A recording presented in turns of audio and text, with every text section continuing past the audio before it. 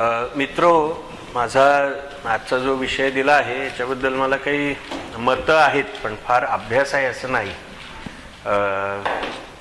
विशेषतः भारतीय परिस्थितीचा माझा अभ्यास याबाबतचा खूपसा कमी आहे, हे आधीच सुरुवातीला सांगतो. त्यामुळे प्रत्यक्ष ऐतिहासिक परिस्थितीपेक्षा थोडंसं थिअरॉटिकल सैद्धांतिक मांडणीकडे माझा कल राहणार आहे. या दोन्ही गोष्टी असायला पाहिजेत त्याबद्दल नीट मांडणी करायला, परंतु माझा तसा इतिहासाचा अभ्यास वाचन आहे पण अभ्यास नाही. अभ्यास हा जास्त समग्र आणि असा एन्सायक्लोपीडिक लागतो, तर तसा काही माझा अभ्यास नाही. अस्मितेचं राजकारण आणि मुक्तीचं राजकारण असा एक कॉन्ट्रास्ट, विरोधाभास असलेला असं आपल्याला वाटतं. असं आणि त्या पद्धतीनं थोडीशी वाटचाल दोन्ही चळवळींची झालेली आहे. डाव्या चळवळीची पण झालेली आहे आणि दलित चळवळीची पण झालेली आहे. आता इतके वर्ष आपण असं म्हणत राहिलो की डाव्या चळवळीने अस्मितेच्या प्रश्नांकडे लक्ष दिलं नाही आणि त्याच्यावरती आपण टीका करत राहिलो. जातीचा प्रश्न त्यांनी घेतला नाही असं म्हणून त्याच्यावरती टीका करत राहिलो.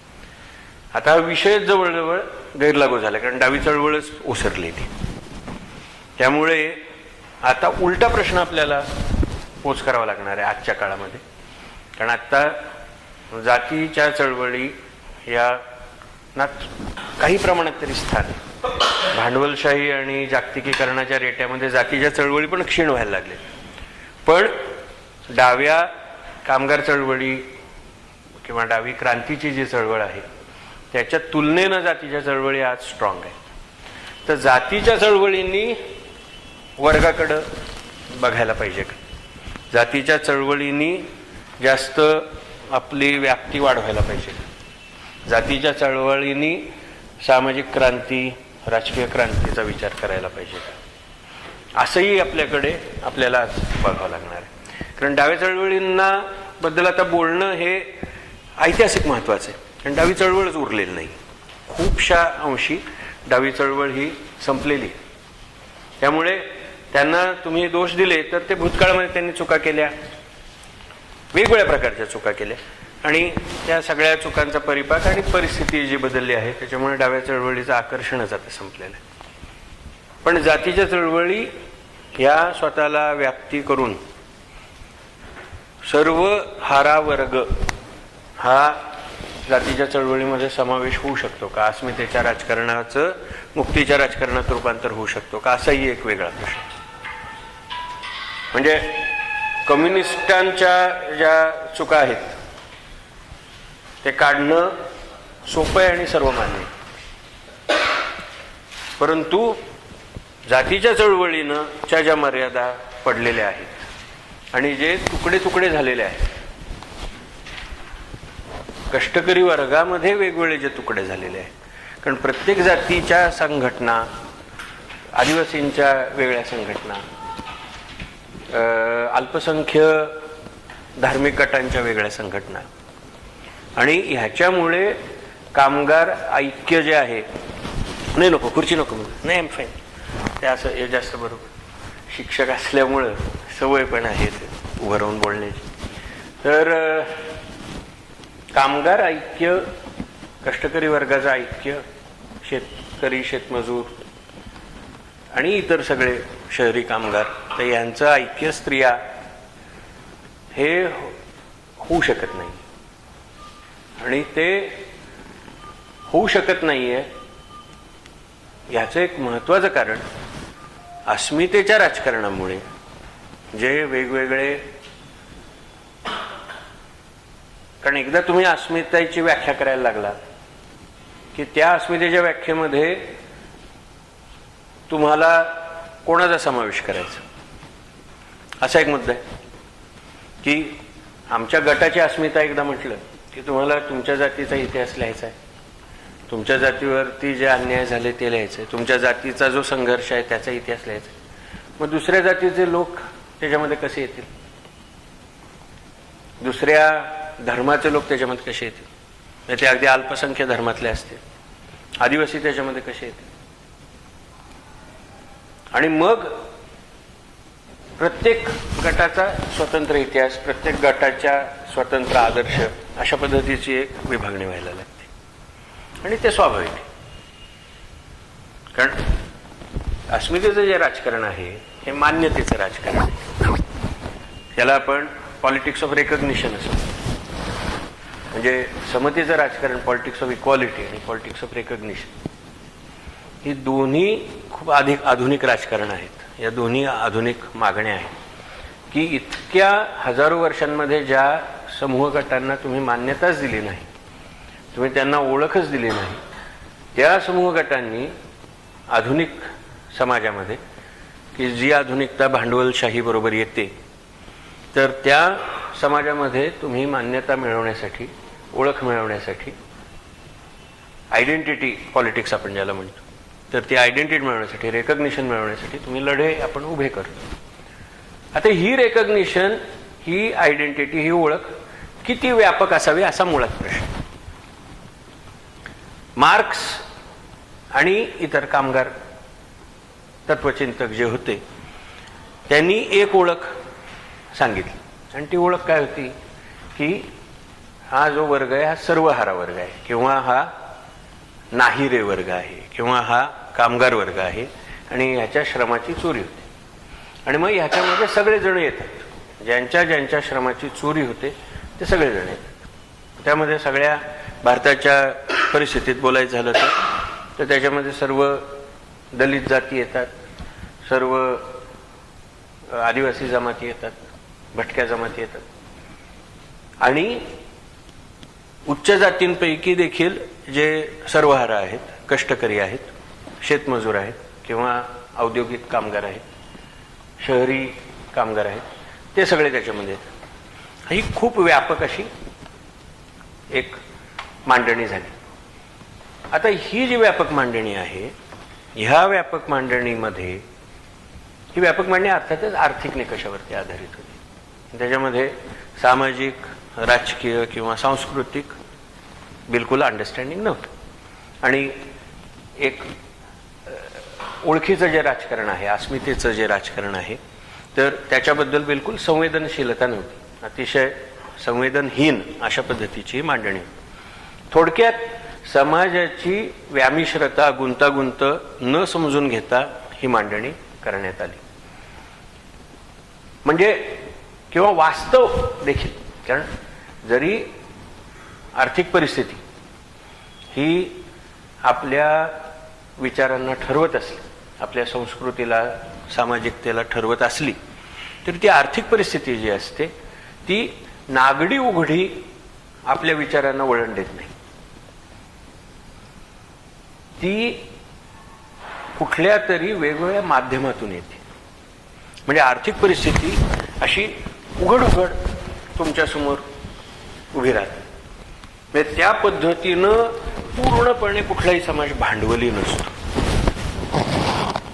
ती पूर्णपणे दोन माणसांची जी, सॉरी बंद करून ठेवतो.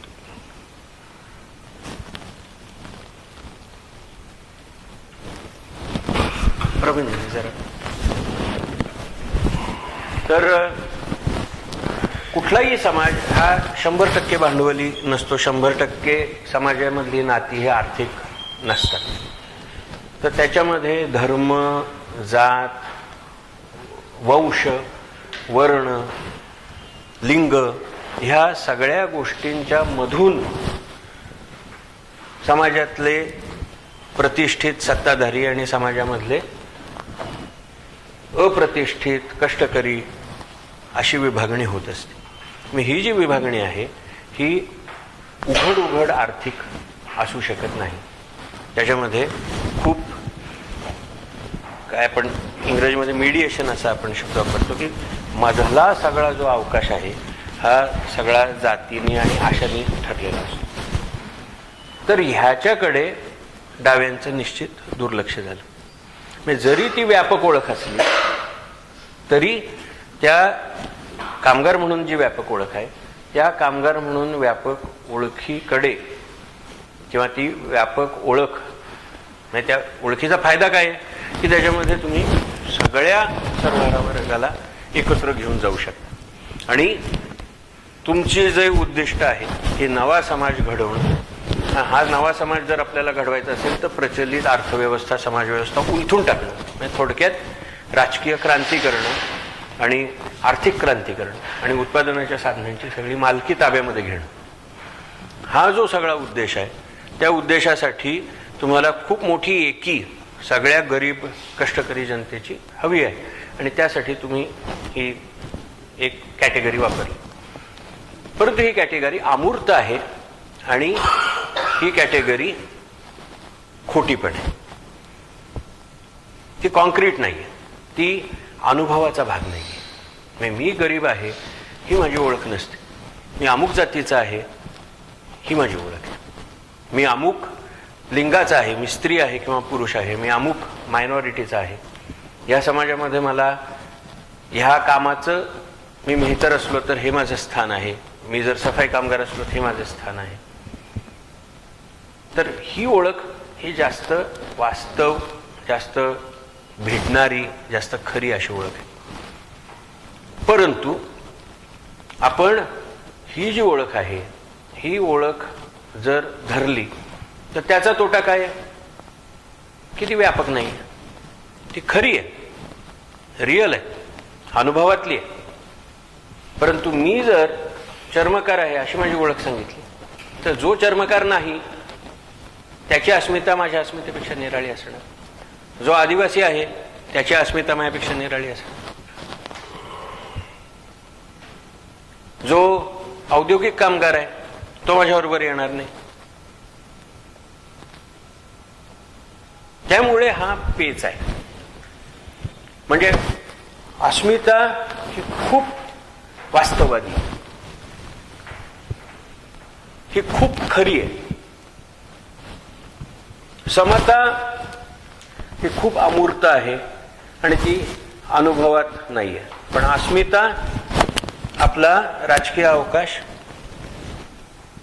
नॅरो करते, अरुंद करते आणि समतेचं राजकारण हे व्यापक.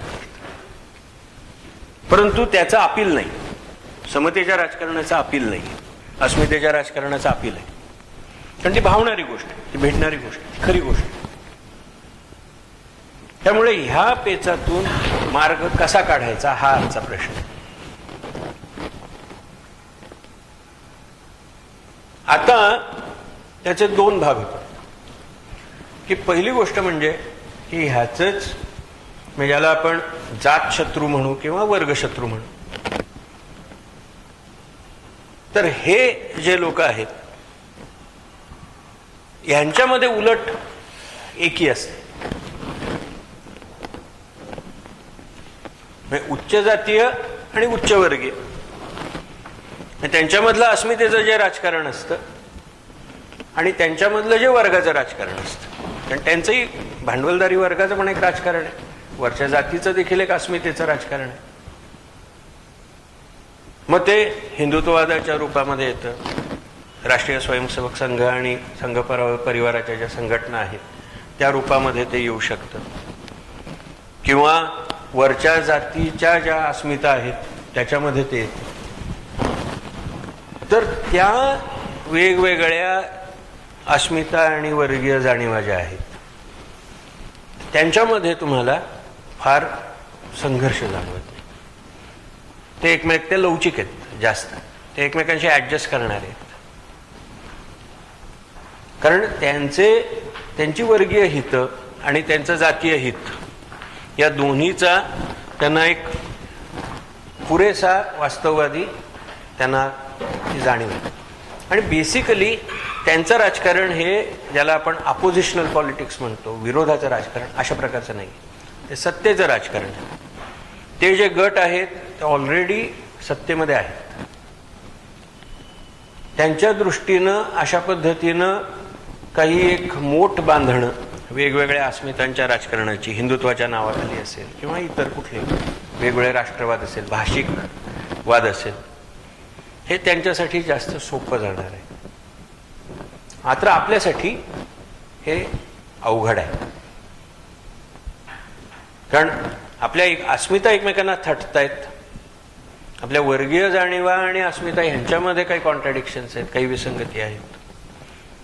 तर ह्या प्रॉब्लेमचं जोपर्यंत आपल्याला सोल्युशन मिळत नाही तोपर्यंत आपली राजकीय सामाजिक पिछेहाट होणं हे अटळ, आणि ती आत्ता आपल्याला सगळ्यांना दिसते. आणि त्यामुळं आज आपण या विषयावरती काही विचारविनिमय करायला एकत्र जमलेलो आहोत. आणि आपण ह्याबद्दल काही चिंतित आहोत की आपला यापुढे मार्ग काय असावा.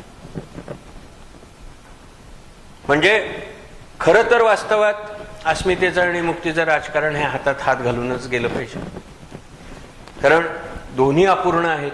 अस्मितेचं राजकारणही अपूर्ण आहे, मुक्तीचं राजकारणही अपूर्ण आहे. सामाजिक राजकीय क्रांतीचं पूर्णपणे व्यवस्था बदलाचं राजकारण आणि विविधतेला स्थान देणारं, वेगवेगळ्या अस्मितांबद्दल संवेदनशील असणारं राजकारण, ह्याच्यामध्ये मुळात विरोधाभास असण्याचं काही कारण नाही. ते एकमेकांना पूरकच आहे. परंतु हा जो पूरक असलेपणा आहे तो आपल्याला कसा मान्य करता येईल आणि त्याची मांडणी कशी करता येईल हे आपण बघितलं पाहिजे. आता वेगवेगळ्या लोकांनी ही मांडणी करण्याचा प्रयत्न केला. मग ते कोसंबी असतील की ज्यांनी जे ब्राह्मणी देव आहेत, राम विष्णू, ह्याच्या अगोदरचे ग्रामदैवत जी आहेत त्यांचा इतिहास लिहिला की ही खरी बहुजनांची आणि इथली मूल निवासी लोकांचे हे देव आहेत की जे प्रत्येक गावामध्ये असतात, आणि त्याचा त्यांनी आर्किओलॉजीनं अभ्यास करण्याचा प्रयत्न केला. शरद पाटलांनी एक वेगळी परंपरा की जी बहुजन कष्टकरी सर्वहारा वर्गाची चा इतिहास लिहिण्याचा प्रयत्न केला. अशा रीतीनं आपण हा आपला जो जातीय अस्मितेचा लढा आहे त्याचं व्याप्ती वाढवण्याचा प्रयत्न हा वेगवेगळे विचारवंत करतायत. कारण हा एक मोठा भाग आहे की आपल्याला आपली परंपरा, इतिहास याचं पुनर्लेखन करावं लागणार आहे. कारण आतापर्यंत जो इतिहास लिहिलेला आहे तो उच्चवर्गीय आणि उच्च वर्णीय, उच्च जातीय लोकांनी लिहिलेला आहे. ह्या परंपरा त्यांच्यात, आपल्याला आपल्या परंपरा सांगाव्या लागतात. पण ह्या परंपरा सांगताना परत एकदा आपण आपल्याच जाती धर्माच्या परंपरेमध्ये अडकलो तर आपण दुसऱ्या तितक्याच शोषित, मी मुद्दाहून वंचित शब्द वापरत नाही कारण तो चुकीचा शब्द आहे, तर तितक्याच शोषित, दलित अशा जाती जमातींना आपण दूर लोटू, पर्क करू असा त्याच्यामध्ये सतत धोका आहे. त्यामुळे आपल्याला एक सामूहिक इतिहास लिहायला पाहिजे ज्याच्यामध्ये, परंतु हा जास्त प्रगल्भतेचा भाग आहे, हा जास्त गुंतागुंतीचा भाग आहे. कारण अस्मिता ही ज्या पद्धतीनं भावते, ज्या पद्धतीनं स्वतःची ओळख भावते, त्या पद्धतीनं ही दुसऱ्या सर्वहारा जातीबद्दलची बांधिलकी भावेलच ह्याची आपल्याला खात्री नाही. त्यामुळे मला असं वाटतं की ह्या मुद्द्याचं उत्तर माझ्याकडे नाही, परंतु ह्या मुद्द्याचं उत्तर सगळ्यांनी आपण शोधण्याची तातडीनं गरज आहे की हे आपण कशा रीतीनं ह्या सगळ्या वेगवेगळ्या दाढ्यांना एकत्र आणू शकू, एकत्र बांधू शकू, आणि त्याच्यामध्ये आपल्याला ह्या वेगवेगळ्या जाणीवा देखील कशा राखता येतील, जपता येतील. म्हणजे आपण एक मोठा विचारवंत की ज्याच्या विचारांच्या आधारे हे सगळे अस्मितेचे लढे आजच्या काळामधले उभे राहिले, ग्रामशी, तर त्यांनी सांगितलेले जे दोन धोके आहेत की एक म्हणजे इकॉनॉमिझम आणि दुसरा म्हणजे आयडिओलॉजिझम. की एका बाजूला आपण अर्थवादाकडे जातो, म्हणजे फक्त वर्गीय ओळख याच्याकडे जातो, आणि दुसऱ्या बाजूला आपण आयडिओलॉजिझम म्हणजे फक्त नाही, आदर्शवाद नाही, आयडियलिझम नाही, आयडिओलॉजिझम, की आपली जी आयडिओलॉजी, आपली जी अस्मिता आहे, आपली ओळख जी आहे त्याच्यामध्ये गुरुत्व. हे दोन्ही एक्स्ट्रीम्स आहेत, दोन्ही टोक आहेत. ही दोन्ही टोकं आपल्याला टाळावी लागणार आणि त्यासाठी आपल्याला तिसरा मार्ग शोधावा लागणार आहे. आता हा कसा शोधायचा, कारण हे महत्त्वाचे मुद्दे आहेत. म्हणजे संस्कृती असेल, धर्म असेल, हे सगळे अतिशय महत्त्वाचे मुद्दे आहेत. आणि त्याच्यामध्ये आपण हा मधला मार्ग कसा शोधायचा हा एक खूप, त्याच्यामध्ये कदाचित आपल्याला बुद्ध धर्माचा खूप मोठा उपयोग होण्याची शक्यता. परंतु तो आज सगळेजण मान्य करतील का? तो मुक्तीचा आणि मानवी अस्मितेचा दोन्हीला न्याय देणारी ती विचारधारा आहे, पण ती सगळ्यांना मान्य होईल का? हा एक विचार आपल्याला करायला पाहिजे. आणि मग इतर कुठले पर्याय आहेत? इतर कुठले सांस्कृतिक किंवा सामाजिक पर्याय आहेत की जे केवळ आर्थिक ओळखीवरती मर्यादित राहत नाहीत, समाधान पावत नाहीत? असे कुठले पर्याय आहेत आणि ते आपण शोधायचे कसे? आता याला वेगवेगळे फाटे फुटतात आणि ते कसे फुटतात हे मी पुण्यामध्ये वेगवेगळ्या चळवळी ज्यांच्याबद्दल दिलीप बोलला की हे फाटे कसे फुटतात की हा लढा तयार होण्याच्या ऐवजी सुधारणावादाकडे, म्हणजे उदाहरणार्थ एक असा कल दिसतो की पाणी, आरोग्य, अन्न अशा मुद्द्यांवरती लढे उभारले. म्हणजे सरकारवरती प्रेशर घालणं आणि मग त्या मुद्द्यांना घेऊन काही सामायिक कार्यक्रम घेऊन अलायन्स पॉलिटिक्स करूया. म्हणजे ह्याच्यामध्ये तुम्ही वर्गाबद्दल देखील बोलत नाही आणि जातीबद्दल देखील बोलत नाही. म्हणजे आपण वर्ग देखील टाळतो आणि जात देखील टाळतो. तर आपण स्टेट वर्सेस सिव्हिल सोसायटी, की स्टेटनं ह्या गोष्टी पुरवायला पाहिजेत, स्टेटनं आरोग्याच्या सेवा पुरवायला पाहिजेत, स्टेटनं अमुक गोष्ट शिक्षणाच्या बाबत पुरवायला पाहिजे. तर अशा प्रकारची बगल, पण हा मला बगल देण्याचा मार्ग वाटतो. मूळ मुद्दा बाजूला ठेवून की कुठल्या कारणानं आपण एकत्र येऊ शकतो, तर ह्या कारणानं आपण एकत्र येऊ शकतो. दुसरा एक पर्याय असतो की आपला जे कॉमन शत्रू आहे, उदाहरणार्थ की उघड अतिशय उघड उजवं जे राजकारण आहे की ज्याच्यामध्ये भारतीय राज्यघटनेचा पण अनादर करायचा आहे आणि कष्टकरी वर्गाला देखील लाथ मारायची आहे, संघ परिवाराचं जे राजकारण आहे, तर तो एक कॉमन शत्रू घेऊन अँटी हिंदुत्व एक फ्रंट, सेक्युलर फ्रंट असं तयार करण्याचं राजकारण, हा एक दुसरा मुद्दा, दुसरा एक पर्याय दिसतो. पण तिथं देखील बगल दिली जाते. म्हणजे मूळ जो प्रश्न आहे तो आपण टाळतो आहोत याच्यामध्ये. त्यामुळे आपल्याला या सगळ्या गोष्टींचा नीट विचार करावा लागेल. म्हणजे काही गोष्टींच्या बाबत आपल्याला पूर्ण क्लॅरिटी असायला पाहिजे की जागतिकीकरण असेल, भांडवलशाही जी असेल, ही वर करणी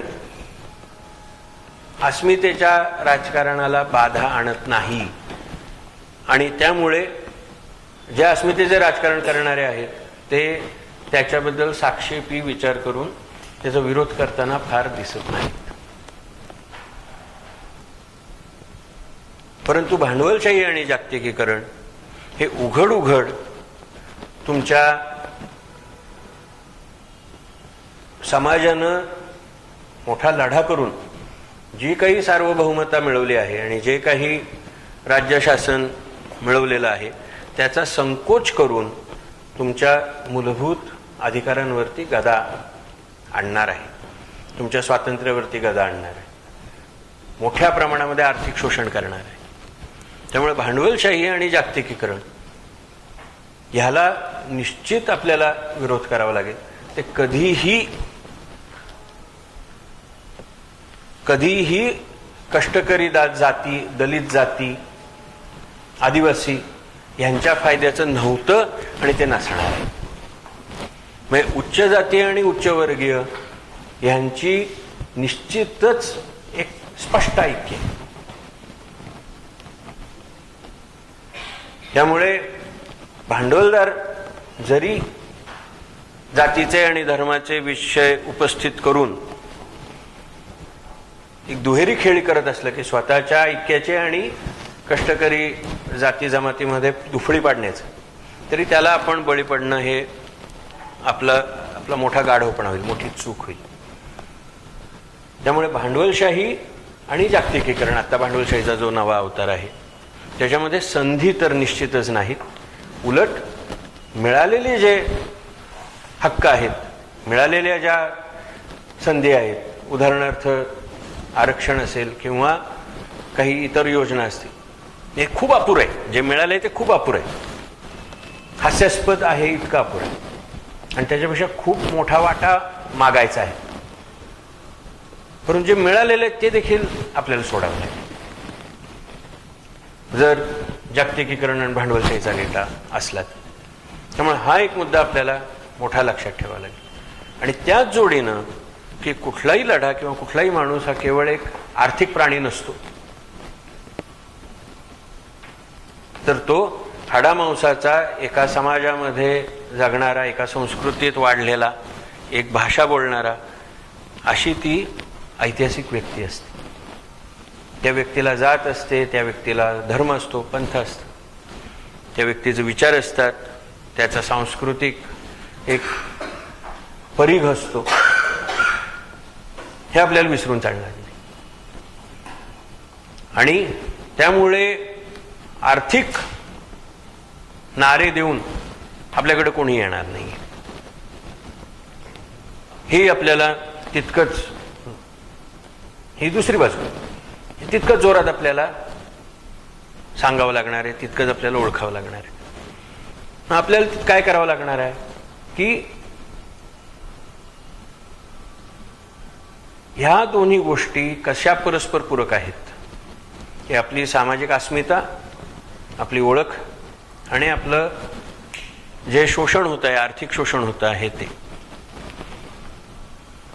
तर ह्या दोन गोष्टी एकत्र आणून काय आपण जर राजकारण करू शकलो तरच याच्यामधून काही उत्तर मिळण्याची शक्यता आहे. परंतु ते सैद्धांतिक त्याची मांडणी करणं, त्याला एक मूर्त स्वरूप देणं, हे खूप मोठं काम आहे. ते सहजासहजी होईल असं दिसत नाही.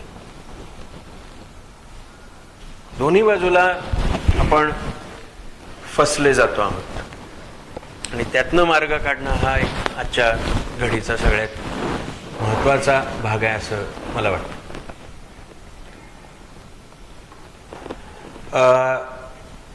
ह्याच्यामध्ये खूप प्रयोग करण्यात येत आहेत की जसं मी मगाशी म्हटलं की बौद्ध धर्म हा एक पर्याय असू शकतो, वारकरी आणि भांडवलशाही विरोधी, तर अशा पद्धतीचं काही एक योजना करता येते का, मूल निवासी अशा पद्धतीची काही योजना करता येते का, अशा वेगवेगळ्या प्रयोग आणि ते केले गेले पाहिजेत.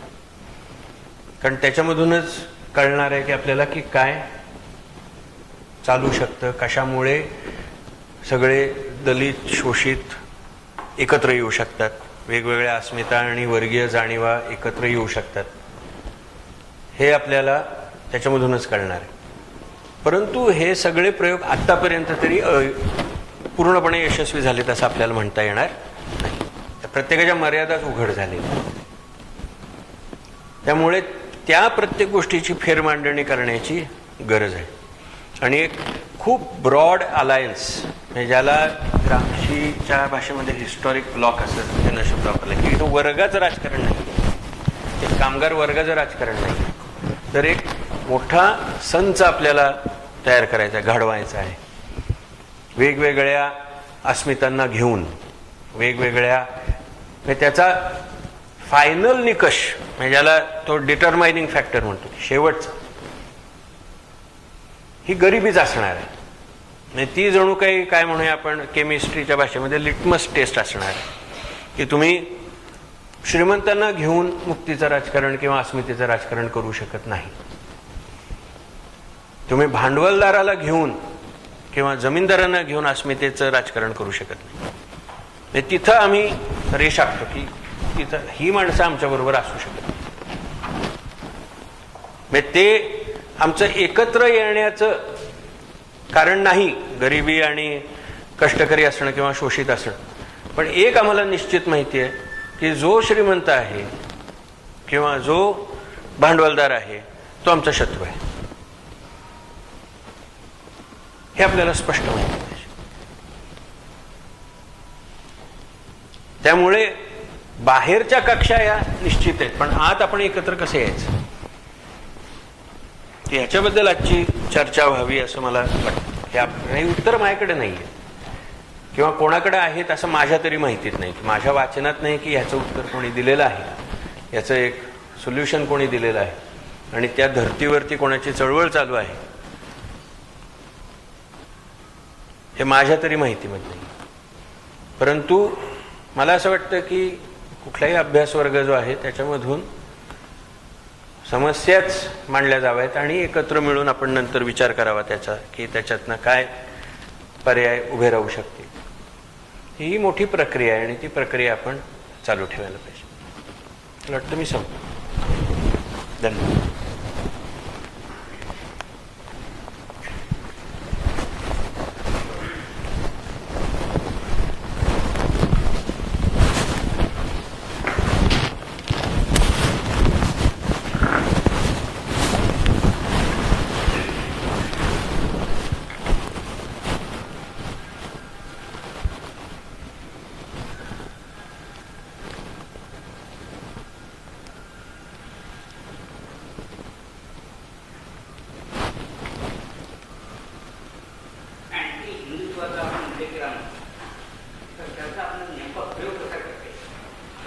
नेमका त्याचा प्रयोग कसा करते?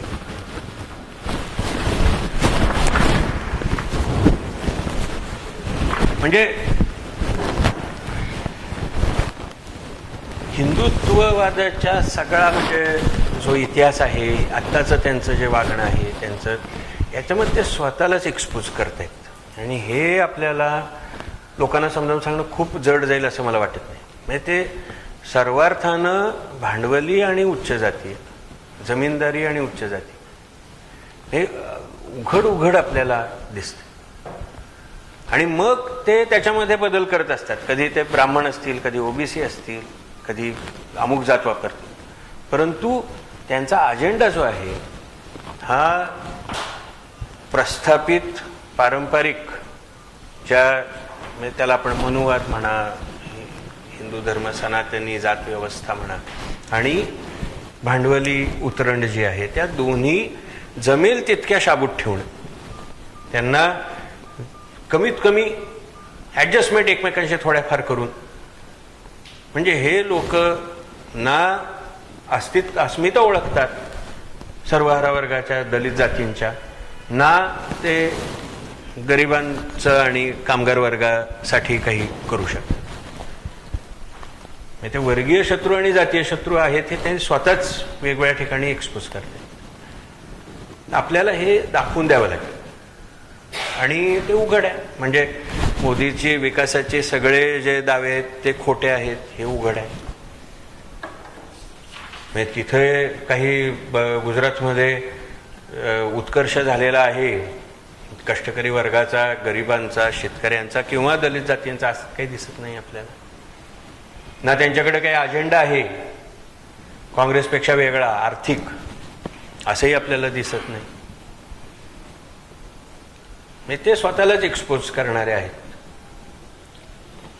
मी एक थोडंसं माझं मगाशी बोलण्याचा विषय राहिला, पण हे खूप वर्ष माझ्या डोक्यामध्ये आहे. मला बऱ्याचदा असं वाटत राहिलं, विशेषतः साहित्याचा अभ्यास करताना, की दलित पण ही केवळ एक जातीय अस्मितेचा मुद्दा नाहीये, तर आजच्या काळाला व्यक्त करणारी ती तो एक भावनांचा समूह आहे. म्हणजे दलित नसताना देखील तुम्हाला दलितपण जाणवत राहतं वेगवेगळ्या वेळी. म्हणजे इंग्रजीमध्ये आम्ही त्याला ॲलेगरी असा शब्द वापरतो. ते रूपक आहे जणू काही आजच्या जीवनाचं. हे दलितपण, दलित असणं हे आपल्या सर्वांच्याच जे जे काही भोगतात, जे जे काही सहन करतात, त्यांच्यासाठी दलित असणं. कारण त्याच्यामध्ये हा म्हणजे काय अगदी म्हणजे जे मार्क्सवादी असतील त्यांना पटवून देण्यासाठी मार्क्सवादी भाषेमध्ये एलियनेशन असं म्हणतात की जो पूर्णपणे पोरका आणि पारखा झालेला आहे, जो पूर्णपणे तुटलेला आहे तो दलित आहे. जो पूर्णपणे एलियनेटेड आहे तो दलित आहे. त्यामुळे दलितपण ही आजच्या काळाची एक अवस्था आहे, एक मानसिक अवस्था आहे, एक आकलनाची अवस्था आहे. म्हणजे ज्याला ती सायकोलॉजिकल पण आहे, ती एपिस्टेमॉलॉजिकल पण आहे, ती आकलनाची पण अवस्था आहे. म्हणजे वगळलं जाणं, तुटलं जाणं, बाहेर फेकलं जाणं. तर हा एक म्हणजे ही व्याप्ती त्या दलितपणामध्ये आहे, जी कामगार वर्ग या संज्ञेमध्ये नाही. तर हे जर आपण समजून घेतलं तर कदाचित, आणि ते दलितपण जे आहे ते ओलांडून त्याच्यापासून मुक्तता मिळवणं, आणि तरी देखील त्या अस्मिता कष्टकरी असण्याच्या, उत्पादक श्रमजीवी जाती असण्याच्या ज्या अस्मिता आहेत. कारण अस्मितेमध्ये एक मान सन्मान आहे, नुसतीच दुःखाची जाणीव नाहीये. नुसतंच मी काय भोगलं आणि मी काय सहन केलं असं नाहीये. तर हे जे सगळं, हा देश आम्ही उभारलेला आहे, या देशातली प्रत्येक वीट आम्ही रचलेली आहे, या देशामधलं प्रत्येक ज्ञान, प्रत्येक संकल्पना आमच्या अनुभवातनं तयार झालेली आहे. आणि आम्ही या देशाचे निर्माते आहोत, आम्ही या वैभवाचे निर्माते आहोत, आणि आम्हाला या वैभवाच्या उपभोगापासून डावललं जातंय. हा राग आहे.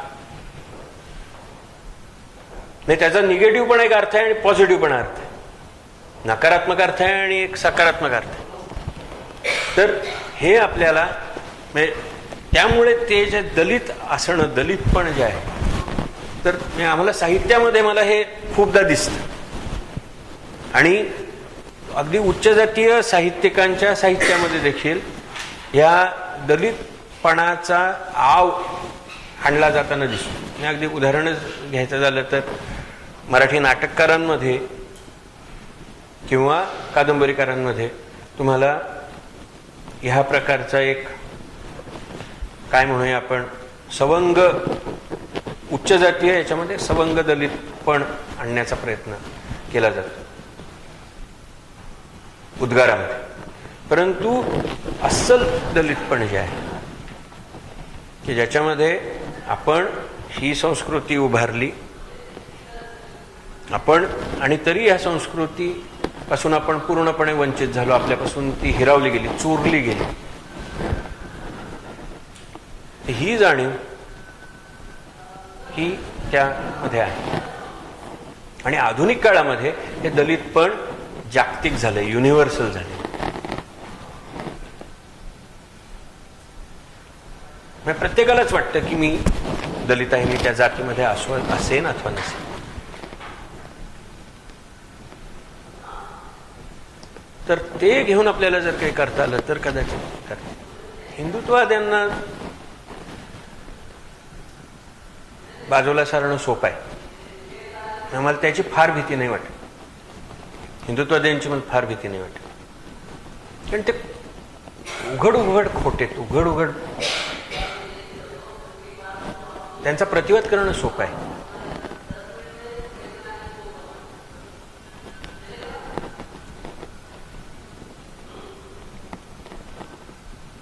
ते दुष्ट आहेत, ते शत्रू आहेत, ते उघड आहे. म्हणजे त्यांची जी एनमिटी आहे, त्यांचं जे शत्रुत्व आहे ते समोर आहे. मुद्दा त्यांचा नाही, मुद्दा आपला आहे. मुद्दा आपण कसे एकत्र येऊ शकू हा मुद्दा आहे.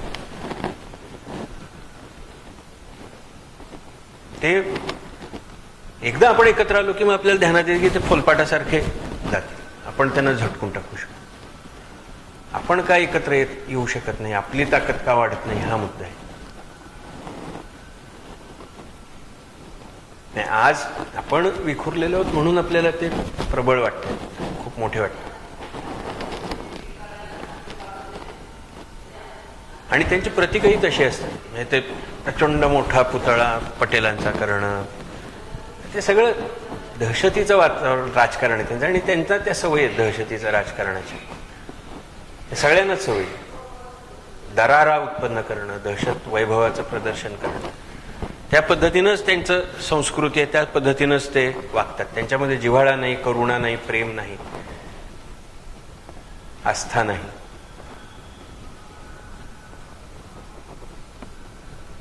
मी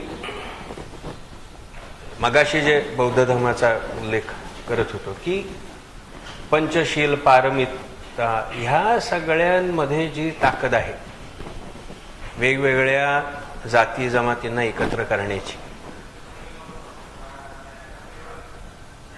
आणि ती खूप मोठी ताकद आहे. कारण ते सत्य आहे,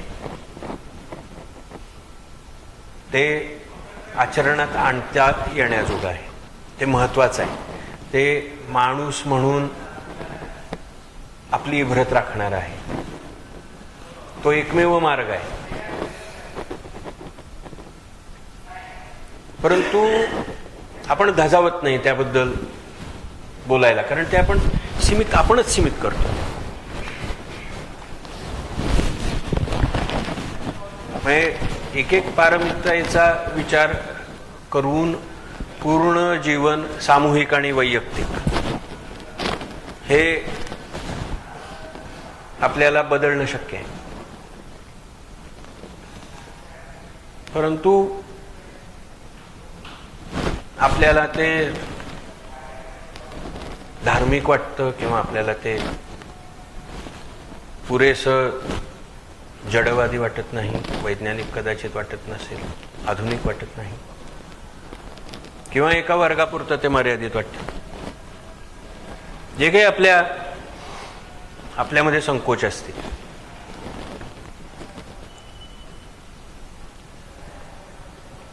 पण ती आपली ताकद आहे. या सगळ्या गोष्टी आपल्या ताकदी, तर ते या वेगवेगळ्या ठिकाणून गोळा केल्या पाहिजे आणि त्या आपण कशा करू हा मोठा प्रश्न आहे. आपल्यालाच एक मोठा व्यापक दृष्टिकोन आणावा लागेल, व्यापक, सहनशील, दुसऱ्याला समजून घेणारा, स्वागतशील,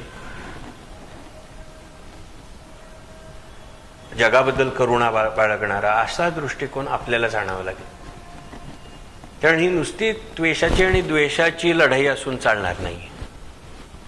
ही नवनिर्माणाची लढाई असली तर त्याच्यामध्ये खूप चांगुलपणा पण असावा लागेल असं मला वाटतं. पण हे कदाचित एखाद्याला खूप आदर्शवादी किंवा भाबडं पण वाटू शकतं. त्यामुळे हिंदुत्ववाद, हिंदू धर्म हा कायम आक्रमक, राम, शिवाजी ह्या प्रकारचे जे ते त्यांचंही अस्मितेचंच राजकारण असतं ना. मग ते शिवाजीचं प्रतीक वापरतील, रामाचं, अतिशय आक्रमक, लढाऊ अशी प्रतीक आहेत.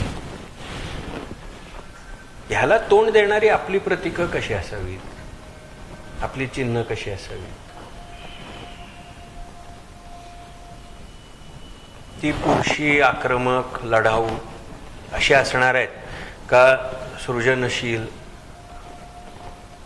आणि चांगुलपणा असलेली अशी असणार आहे. असे सगळे विविध पैलू आहेत, ते सगळे आपल्याला नीट बघावे लागतील.